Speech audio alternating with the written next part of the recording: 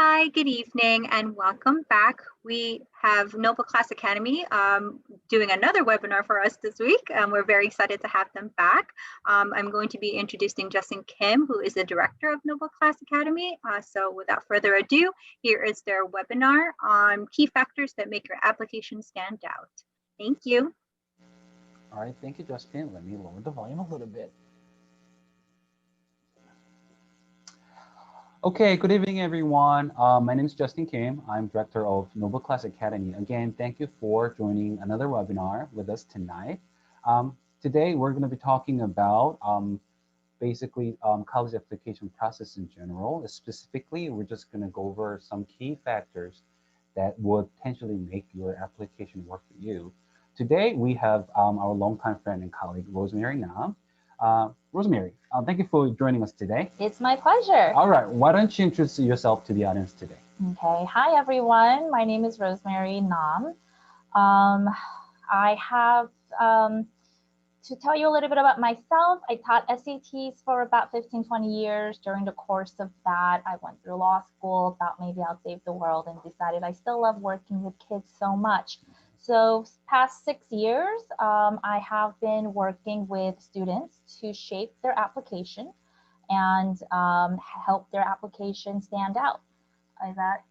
Yeah, that's good enough. You know, she's one of the, let me tell you, she's one of the best SAT teachers that I have ever met. Thank while you. I'm doing this, like, an education career, and she's a longtime friend, and she knows, I know that she has a passion in education. She has passion for, students in general. So today she's going to be talking about some of the important aspects of college application. So please stay tuned. Okay, shall we? Okay. All right. So I guess I'm a little bit delayed. Okay. Okay. So you asked, about how my students have done. I mean, I've had the pleasure of working with some amazing students, but these are schools that my students got into last year. I am waiting for this year's results to come out. Obviously, because of the pandemic, it was a lot more competitive because of the test option, and a lot of the freshmen who opted to not go to college and take a gap year. So the seniors this year really have it the worst. I think it's going to lighten up next year. A lot of my students who have gotten into these schools, they are not all straight A students. A lot of them had, one of my students who got into Princeton last year, I think he had 2 Bs. One of them, was on a math class and he still got in for engineering. So it really goes to show grades are not really everything. It's a holistic application. I'm not here to really talk to you about how to get into Rutgers College. If that is the case, you're not in the right webinar. I'm really here to really discuss today about how to get into the top colleges, which engage in what we know as holistic admissions. And during the holistic admissions, it's not just about grades. There are a variety of factors that come into play, which we will discuss, I guess, tonight. Right, sure, of course. Because, surprisingly, some students know the fundamentals, but many of them have no idea, very little knowledge on where to begin and stuff like that. So where should we begin? I normally break down the application process, the holistic process, into 3 discrete parts. Okay. One is the GPA and the standardized test scores, but I must mention the importance of GPA over standardized testing. If I had to quantify it, I would say it's about 70% GPA and 30% standardized testing scores, maybe 30 to 40%. But it also depends on which area you live. Okay. So if you live in like middle of America, where, for example, during the pandemic, a lot of those rural areas could not accommodate the students, whereas the students in Bergen County, the high schools themselves served as hosts, and they prioritized their own high school seniors to be able to take the test. Right. So because colleges want to be fair to the extent that they can. So they're asking, each of the high schools, well, did you give your students an opportunity to take the test? And if you are the only senior who didn't take the test when everyone else did, or didn't do well when your peers have done relatively well, that will be taken into consideration. Right. Whereas, if you live in Kansas and you couldn't really take the test, 100 miles from home, then even without the test, I would say the students this year fared okay. Okay. The second bullet point is the extracurricular activities. I would say this is the next most, I mean, it's almost as important as the GPA in the top schools, mainly because once you start looking at the candidates who apply to top 20 schools, they all have the numbers. So it's no longer a numbers game. It's about the students' passions and the student story, and those are demonstrated through the activities. And then the third part is what put everything together: the personal statement, the school specific essays, also known as supplemental essays, and letters of recommendations, which I think really is taken for granted. I think a lot of parents just assume that the letters will get written on their own and barely by the teachers. That's really not true. A lot of the teachers use boilerplates or just provide, vague information about the school. It's really up to the student and the parents to take control over what kind of narrative they want the guidance counselor and the teachers to convey to the colleges. Of course, yes. Okay, all right. Then let's talk about where are we going now then? What other aspects do we have to consider? So these are the three, I would say, bullet points that students have control over. Okay. Unfortunately, the admissions process is not as fair as we would like to think. Sometimes it's not really about the students, it's about the college needs. So colleges sometimes Johns Hopkins got rid of legacy policy, but there still are a lot of colleges in the Ivy Leagues that, lean heavily on legacy, whether you are children of faculty, they're big money donors. They want that influence. They want that publicity. So there are some VIPs whose children might objectively lack certain factors, but because of their backgrounds, would have an advantage. Sure. There's always the talk about diversity, right? Colleges care about ethnic, cultural, social, economic, geographic, whether you are the first generation to go to colleges. And then there's departmental programmatic needs. So sometimes when I get a student who's like a completely blank slate, I try to find a passion that the student can be excited about, but not really go for the most competitive majors. Those are usually like biology, economics. The natural sciences tend to be. So I deal with about 80% of my students are like Koreans or Chinese or Indian, the Asian kids, and they all kind of look alike. So part of my job is to make their application stand out by not looking like, everyone else. Right. So departmental needs, there's some majors that are not as popular and colleges might have an interest in filling those seats as well. And unfortunately, financial aid does come in to play. Colleges claim to be need blind, but when you look through the common application, you will learn that, a lot of the schools explicitly ask, will you be seeking financial aid or not? If you are truly need blind, then why are the AOs privy to that information? At the end of the first review, when they are going through this process called shaping, which is to really shape down, there's they have to get rid of 300 kids out of this pile, financial aid will come into play. Okay, all right. To diversity thing. So I have a question. So since I'm an Asian and a lot of our students also like Asian, Chinese, and Indian, and Korean as well, obviously. So is it kind of true that it is more difficult for Asian students to earn admissions from a prestigious colleges than non-Asian counterparts? That's why there are lawsuits, right? That's why Harvard gets sued, Yale gets sued.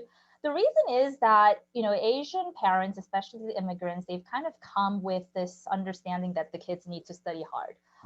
Asians have a really difficult time getting admission because there's this misconception that grades are everything. So they spend so much time, study. I have kids who come for SAT prep from 7th, 8th grade. They finish SATs with 1580 and they barely finish 10th grade. There's a lot of emphasis on scores. So because colleges want diversity, they cannot, of course, they want students with good numbers, but they don't want to fill their class with just students with good numbers. So Asians wind up kind of competing with each other. But another thing with Asians is because they fixate so much on these numbers, they are not very interesting human beings often. My job is really fun because my goal is to really bring out these qualities. Sometimes I get a really interesting Caucasian student, she was a cheerleading captain, but she's also softball captain and she's student council president. I love it. And she's ones or twos on the AP exams. or like Ooh. 1400 on SAT. I'm like, I want to mix my, Caucasian students with like my Asian students' numbers, and I would make a perfect child. But Okay. a lot of Asians, they look the same. That's why they all play the Right. violin. They have really good grades. Their essays are not very compelling. So in that sense, and also they're not as active in the classroom. I think Okay. they tend Okay. to be a little bit more passive, and that comes down on the letters of recommendation. Okay. So I would say that is why. And Okay. to be frank, like I am Asian, but I wouldn't want to send my kids to a college where everyone just has good numbers. So I do stand by the holistic process. I think it's fair. So yeah, Asians just need to work on being more unique. And I Okay. think some of my white students whose parents are very supportive and allow them to explore, they should prioritize a little bit more on their AP exams and SATs, and we would have a very ideal candidate. Right. So then if I flip the question, then can I just say that in a non-Asian, especially like Caucasian students probably have like a more competitive edge over Asian students? No, it's a I, complicated question, but what it's it a was your stance? complicated Yeah. question, but I think in some sense, yes, because we're also talking about Asians who immigrated here, like, or whose parents immigrated here. Right, right. I'm encountering more and more Asian parents who are more like me. They were born and raised here. But I think that like my Caucasian parents, they tend to allow their children to explore more, More, yeah, right, and right. they can diversify their interests. But a lot of the Asians who came from Korea or China or Japan, they are because they live in a society of meritocracy. So you have to rank you have to rank Right, at a right. certain number to be able to attend certain colleges, and I think that carries over inevitably. So in that sense, I think the stories are more interesting when it comes to the students who grew up in the US and had more opportunities to explore their interests beyond just academics. I see. Okay, okay, that's great. All right. Then can we talk a little more about like some academic aspect of the application? Yeah, so I said GPA and standardized test scores comprise, one of the third of the evaluations in a Right, holistic right. admissions process. I cannot stress enough how important it is that GPA, like a student can have like 4.0 out of 4.0, but if that student did not push him or herself and took all regular classes, it might as well be like the same as a straight B student with rigorous classes. Colleges, the first thing they care about is, you know, how many, this is why what high school a student goes to also matters, Right. because The quality, yeah. colleges care a lot about the quality of education that high schools provide to students. Mhm. So when they receive an application, the first thing they look at is what's called a school profile. And on that school profile, they see how many, if the school has an IB curriculum, if the school has AP classes, how many AP classes there are. Mhm. And once they see like, wow, there's like 20 AP classes, and the school goes beyond calculus to multivariable to linear algebra, those are very impressive. So if a student goes to a high school where the highest level of math ends at calculus AB, and the student takes calculus AB, that's not going to be counted against the student. But if the student goes to a high school where calculus AB is typically taken during the sophomore year, and then the third year is like, multivariable, and the fourth year is linear algebra, then the students who have really pushed themselves despite getting a B plus will have an advantage over the students who just kept that safe A's. So the grades in the AP classes, how many APs you took, grades in all classes, like the strength of the curriculum is really what I was trying to get at. And then we consider SAT, ACT scores, the AP IB test scores. IB test scores is a little bit weird. There are few high schools in America that has juniors take these IP exams, but typically the IB exams are taken at the end of senior year. I don't think Ridgewood has IB, so I'll skip that. But yeah, AP tests are given in May. A lot of I'll get into the AP scores in the next slide. Okay. There are a lot of questions about how important SAT2 is. It's one of those things like, if you have a passion about a subject, like you want to go into pre-med, it makes sense to show your strength in SAT2 bio or chemistry. And if you have a score of 750 or higher in your relevant major, I send if you're applying to top schools. If you are applying to like top 30 to 40 schools, I send scores that are above 700. But it's really, like, I would say at the lowest priority. There once upon a time, SAT2s were recommended or required. That trend has now become antiquated. Even Georgetown is allowing students to submit AP scores in lieu of SAT2 scores. And with the pandemic, the test got kind of, everything just kind of, we'll see what happens, with the vaccine out. Hopefully we will find some normalcy, but I won't know for sure what it's going to be like. Okay. But I would say it's all about AP classes, how many you have, the grades you have in those AP classes or honors classes, and then it's SAT1 or ACT scores, then AP scores, then SAT2 scores. I see. Okay. I mean, because a lot of parents are asking about, whether they have to, if their child is struggling with the AP, do they have to drop that or not? Or so what is going to be like a normal recommendation for that?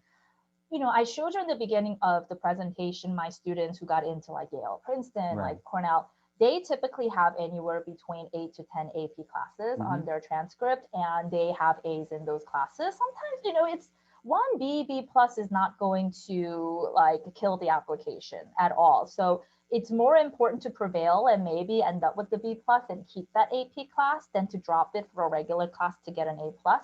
Because an A plus in a CP class, CPA class, a regular level class is not impressive at all. Like anybody can get A's in those classes. So I would say work hard to study hard for that class, tutor if you need to, whatever you need to get, do well in that AP class. I think really pays off at the end because colleges care a lot about the AP classes. Okay, AP scores. So students are going to probably take in May and June again this year, and I believe that is going to be still like online based test this year, unless we have to find out, College Board would change their policy otherwise. Okay, so what about HP scores? I had a very scary, I realized something that scared me this year, which was Princeton changed this policy. Before I would only report the high scores. Like if my student has 5s, of course I report it. If my student has 4s and it's related to the major and he's applying to top 10 schools, I would hide it. Okay. If the student has 4s in a non-major subject, I would show it. Like, depending on the student and depending on the college, I used to be able to play around with the AP scores a lot. Okay. This year, Princeton announced this new policy, which said report all or report none. Okay. And I was like, what? All or nothing. Like all or nothing. Okay. And it really, threw me into a loop because I didn't want to report all, but I wanted to show those 5s. And the only alternative is to provide an explanation. And so I think one of my students discussed like how COVID had an impact. But frankly, it's an excuse because other kids took the test fine.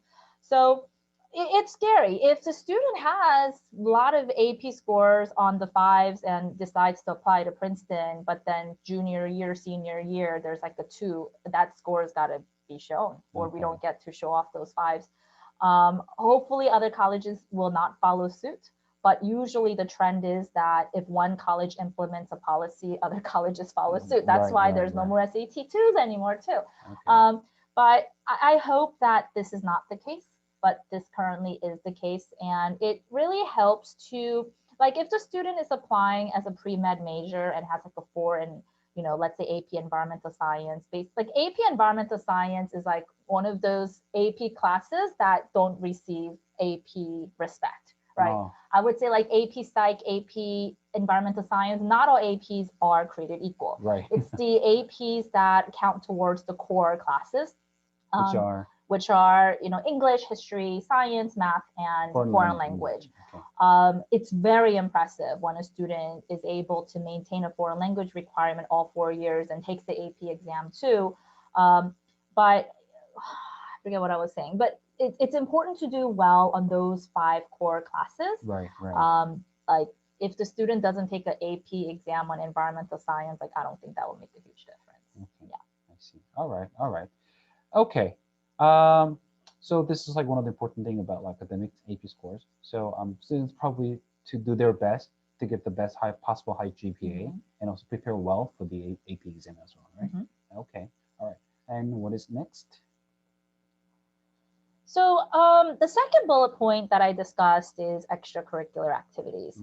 when I meet my students, I always ask them about their passions, because even if I recommend the most interesting activities that that I think would be helpful during the admissions process, if the student, him or herself, is not interested in that activity, then it's going to be a painful, Right. painful process.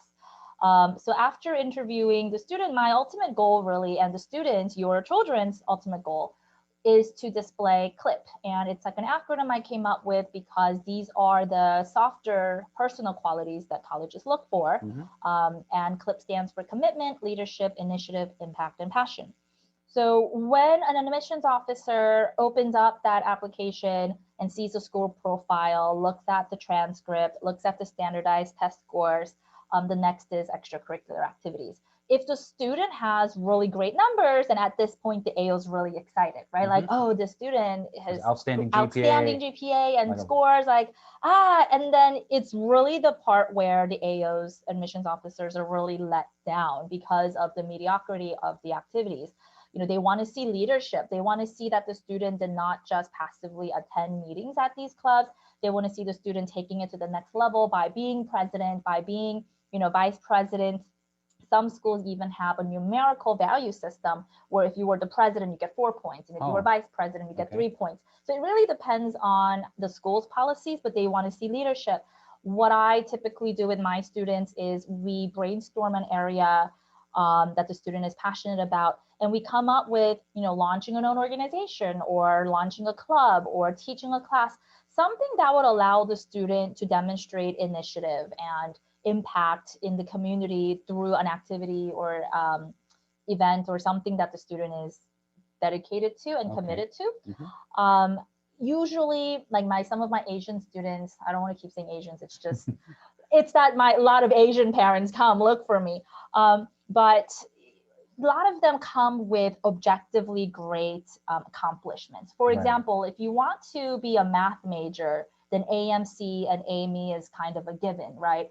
There are, math Olympiads. There are different competitions that colleges look for and respect. So you really want to be like the best. You want to be top 3, not just regionally, but also in state, nationally, internationally. So be the best, right? But if you cannot be the best, then be unique, like be totally different, be someone that an AO has never seen before.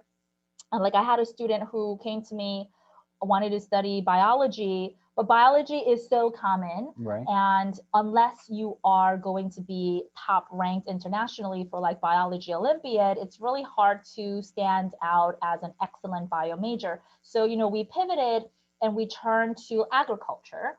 And, we investigated our own gardening, and she interned at a farm. And, there were different ways to incorporate bio, but still have a unique presentation of her application. Oh, wow. That's so great. She just got into Cornell. And I think if we didn't do that and we just stuck with biology and, in school biology club member or even president, there was just no way she could have beat the competition of students who enter these prestigious competitions for bio. So I think it's important to be the best or different.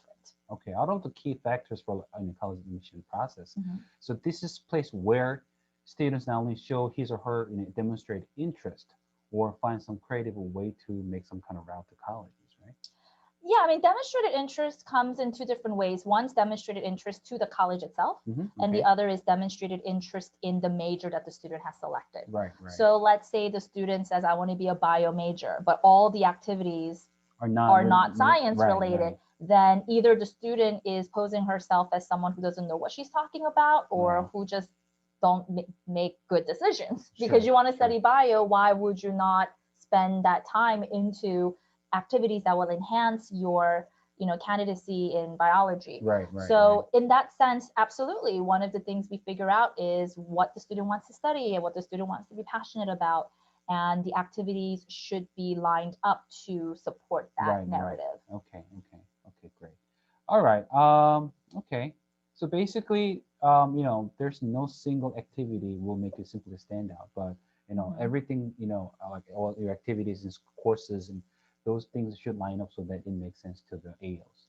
Right. And I just always want to encourage everyone to, one size does not fit all. I've never had a student, I mean, I've done hundreds of these applications, right? And I don't think I have one that looked like the other. Right. Everyone has a different story, different challenge, different quirks. And it's important, I think, even if you don't work with me, whichever college consultant you work with, I think it's important to find one who's going to value the uniqueness of the child, and rather than trying to mold the student into someone that he or she is not, trying to capitalize on these amazing qualities that each of these unique students bring to the table. Okay, all right. So this is the part where you can kind of control, like the school GPA, SAT, ACT scores, and extracurricular activities. You can choose what to do, right? Right. I mean, you Okay. can't control where you're born. I wish I were half, Ugandan and half, I don't know, Hawaiian. I mean, you can't control your diversity. You can't control how much money your parents make. Right. But yeah, extracurricular activities and SATs and AP classes, it does take effort. And sometimes students do need that extra boost and tutor. Everyone tutors, just doesn't want to admit it sometimes. Okay. To get the scores that could really have an impact on the admissions process at the end. All right. How about essays, college essays? So, letters of Yeah, okay. recommendations and college essays, they don't raise the dead, right? Like you Right. can't have C's with the most amazing essays and expect to get in. Essays and letters really come into play when you have what I've discussed so far. You have the grades, and with the rigorous curriculum, you have great numbers, and you have activities that show what kind of an interesting individual you are who can contribute to the college campus. Now it's a matter of whether these letters and essays are going to be that last missing piece to complete the puzzle, or be a question mark. Like if the student was so amazing and showed all these interests in biology, but the letters of recommendation talk about how the student will one day make a phenomenal poet, like it's not going to make sense.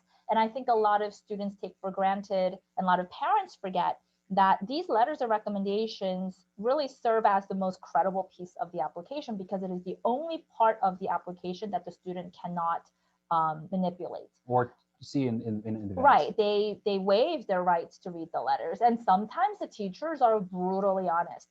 So one very, one advice I can give you, I think like the teachers who mean well sometimes are the worst recommenders, because they mean to be so honest and write really explicit detail, like the strengths and the weaknesses, right? I really prefer teachers who just really, okay, the first question I always ask all my students is like, does this teacher seem to really like you? Like, do you have a relationship with the teacher? Does the teacher really like you? Know you well, obviously. And I mean, even if the teacher doesn't know the student that well, okay. There's some teachers, come on, we're people, right? They're nice people who are teachers, and there are very like stingy teachers, stingy humans who are teachers. Like you have to be, some teachers are just nice. And even if the student is a B student, we'll write a letter as if the student can save the world. And there are teachers who has a really objectively qualified student, but will find reasons to not make the student sound great. The letters can really play a huge role at the tail end of the application, application review. Right. So I would say, Ridgewood and these other schools, there are these questionnaires called Naviance surveys that parents and students are required to fill out for teachers and guidance counselors as they write these letters. And I would say, like, treat it like one of the essays. It's so important that you provide responses that will be helpful to the application. Right. Because I mean, honestly, like, depending on the schools, one guidance counselor probably has to take care of like hundreds of students, right? So yeah, I think I have stat here. The national average student to okay. counselor ratio is 471 to 1.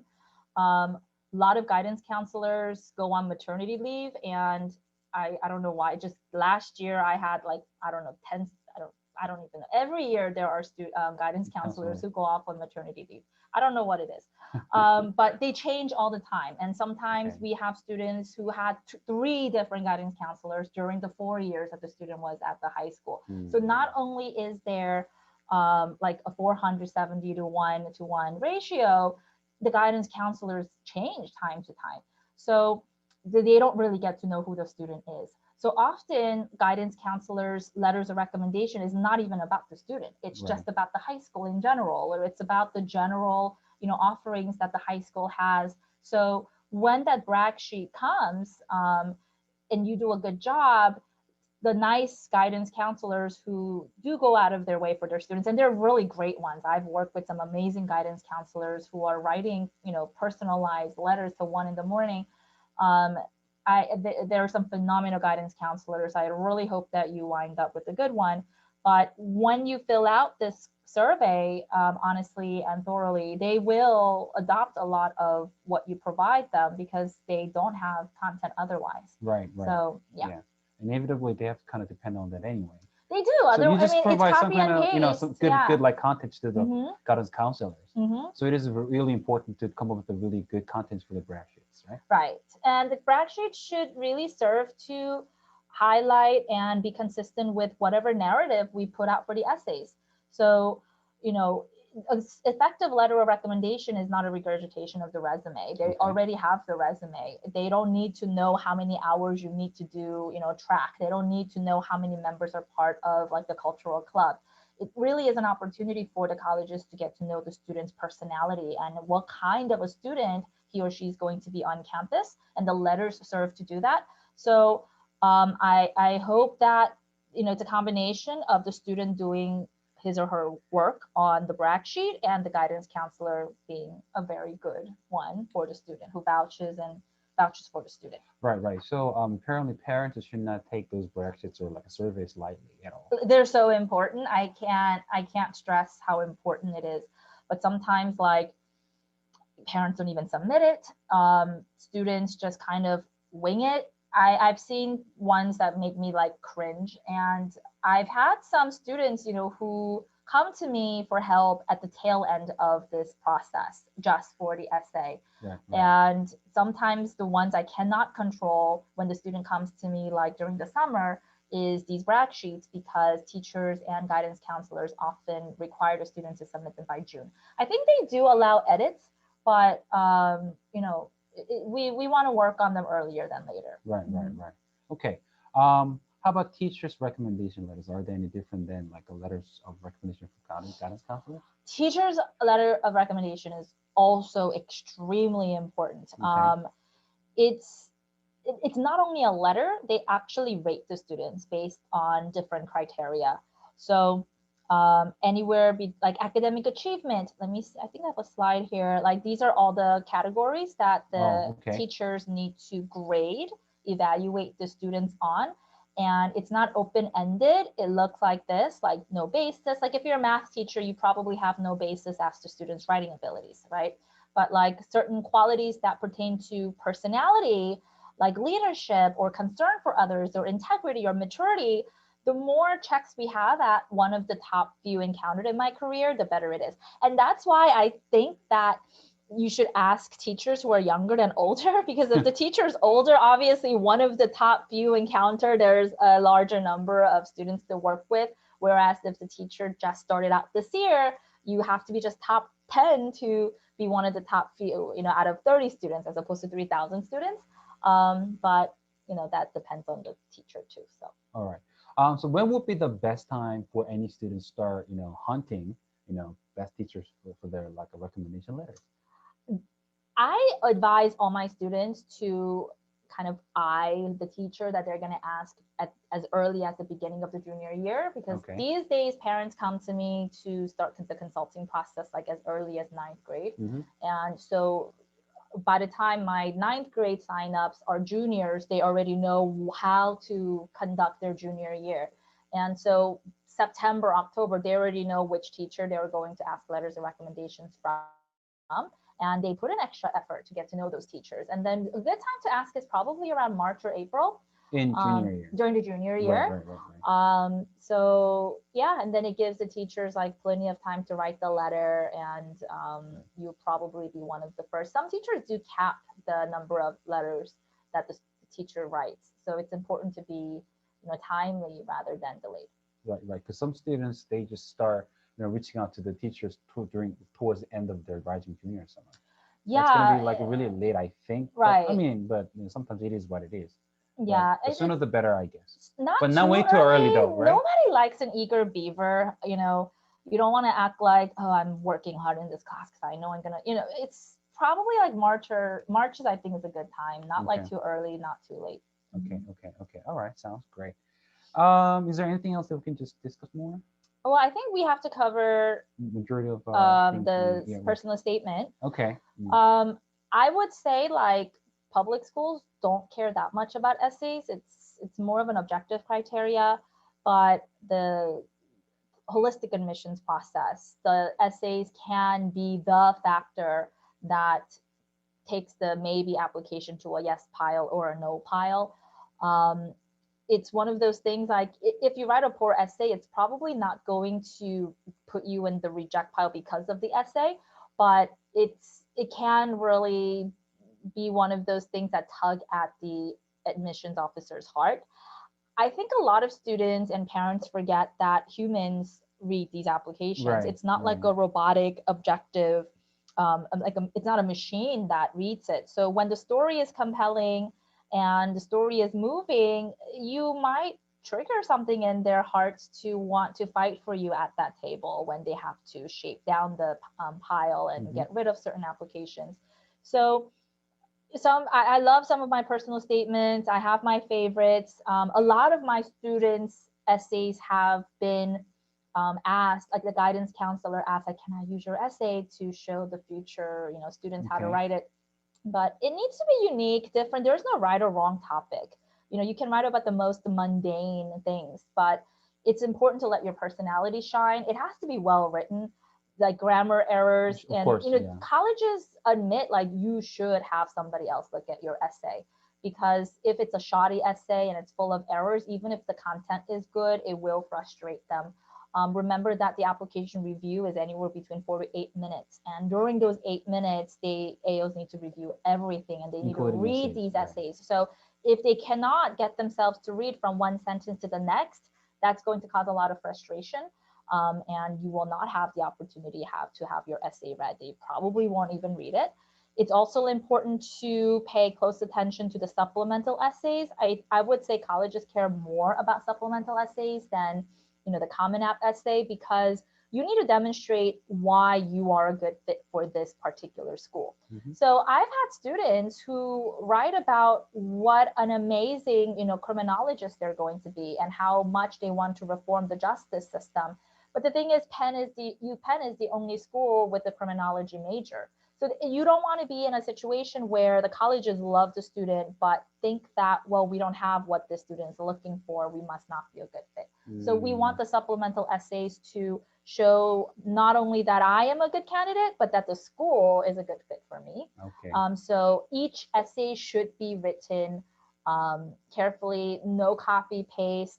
My students write, anywhere between 20 to 25 original essays or essays that are substantially original in a given year. Okay, I see. All right. I mean, we already had another webinar with William about the college application essays. Okay, but it's very important as equally as other aspects of application like GPA and SAT scores and GPA and AP classes will always be the first. Right. If there's nothing more important than the grades for the top schools, unless you have one of those tags. So I would say the priority must be taking as rigorous of classes as possible and doing well in them. And once you get that done, you have your foot in the door. And once you have your foot in the door, you want those extracurricular activities to highlight the passions. And then you want the letters and the essays to tie it nicely together. It's like that grand bow, in a nice gift. Okay, yeah. All right. So I think we're pretty much done here today. But before we go, what would be your recommendations for like high school students, especially like a freshman, sophomore? What kind of stuff they can start doing so that they can build up their portfolio for the college? Obviously they can talk to you like an expert like you, but other than that, what other recommendations would you like to make for those students? I would say, the classes you take and do well in 8th and 9th grade really do determine which classes you can not only take, but also excel in as sophomores and juniors. Okay. So 8th and 9th grade, if the student can maybe go on an accelerated curriculum so that by the time the student is a senior, he or she can take the highest level, that would be ideal. Right. I would also say plan early as to what major and what passion the student wants to show as a junior so that the activities are consistent. Colleges don't like it when all the phenomenal activities are right at the 11th hour before applications are due. The more we are able to show the activities consistency from 9th grade and 10th grade and 11th grade and 12th grade, the more credibility that activity and narrative will have. Okay. All right. Okay. We actually had a question come in to the chat. The question says, when should students make a final decision on what to major in? I'm sorry, I couldn't hear the first part of the question. Let me just have Justin increase the speaker volume, and then can you say that again? Sure. The question was, when should students make a final decision on what to major in? Make a final decision. You're talking about seniors, right? I cannot. Are we talking about seniors, folks, who submitted the question?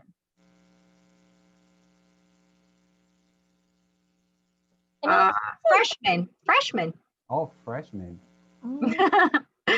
I would say when you're a freshman, I mean, okay, so just yesterday I had a meeting with the freshman and I had her review different majors that are available at the school. So she's interested in. I mean, she's in 9th grade, but she's heard of Princeton, you know, she's heard of Penn.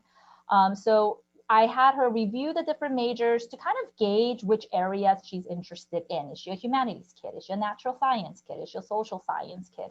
I wouldn't really, if you're a freshman, I wouldn't pick a major, but I would at least figure out which field the student should focus on. So for example, as I said, even if you choose biology as a major, that's not to say biology is the only major you can go with. It's possible that the student engages in activities that are related to biology, but later can switch to agricultural studies, can later switch to public health, could later switch to bio and society, or even bioengineering. So there's a lot of room for these activities to interrelate to each other. So rather than focusing on a major, if you're a freshman, I would focus on like a field. If you are a junior, yeah, absolutely, you do have to pick a major and you want to make sure that whatever major you select on the application is going to be backed by all the other components of the application. And that you should do like towards the end of the junior year, beginning of the senior year, as you start doing your research for the supplemental essays, because the colleges will ask like, why did you choose this major? Great. I have another question that came in.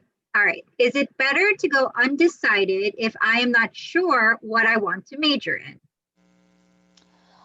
I mean, it's a controversial question, but I'm going to tell you with what worked for me. I never choose undecided. And the reason is it's a practical one. Then when you write your essay about why you are a strong candidate for a particular department or program, your answer becomes weak because you actually are saying, I don't know what I want. So whereas my students who are able to say, I am so passionate about psychology, or I'm passionate about econ, or I'm passionate about this XYZ major, then the activities can come to support that major, then the narrative can come to support that major. Once you're undecided, you can only vaguely discuss different areas that you have passions about. And so you are going to be on a weaker stance. However, the exception would be athletes, students who have music or art portfolios, where it's clear that the student's contribution is going to be in areas outside of the academics. With those students, I'm a little bit more comfortable with going with like undecided. Great. Do we have any other questions before we log off? Again, I mean, if you guys have any other question or you want to, reach out to either Rotmi or like us, Noble Class, I get look like we have another question coming, right? Yes. Okay, let me just hold it and let me see what the question is. Oh, one more. How should students narrow down which colleges they want to apply to? How should they narrow it down? Okay, the easiest way to go is to check the GPA and SAT 50 to 75 percentile. It is safer to make sure that you fall under the 75 percentile of an SAT and GPA cutoff. That's what the AOs will go for as well. So if you see that you have 20 schools on the list and your SAT score or your GPA does not make the 75 percentile cut, then I would probably look at some target and safety schools. But narrowing that, and also, I mean, it's such a broad question. I think it helps to also look into what the student ultimately wants to study. For example, I have students who might want to become doctors one day. Then it's important for them to go to a college where they have pre-med advising.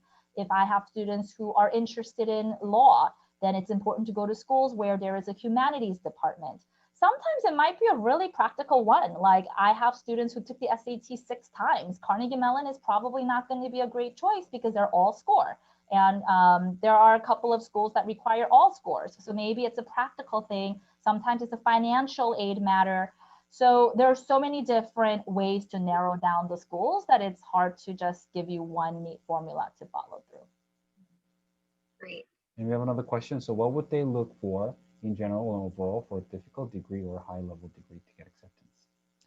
I don't think this is an appropriate question for undergrad because all undergrads are like a bachelor's degree. So higher level like master's or PhD, if you're asking about that, that's a completely different process after you graduate from college, if I am understanding the question correctly. All right, I guess we're done for today. Mm-hmm. All right, everyone, thank you for your time. Again, if you guys come up with more questions, I'm sharing like a Rosemarie's contact. She is able to follow through once you reach out to her via email. And also, if you have a question about any academic side of the program, like SAT and ACT and all that, if you contact us, we'll also be able to assist you in that regards. Okay, thank you for your time. Thank you for your time. Have a great night. Okay, good night. Thank you guys. That was a great webinar, and it was recorded, so everything will get sent to you guys sometime tomorrow. So thank you all for tuning in. Have a good night. All right, Okay, thank you. bye. Bye.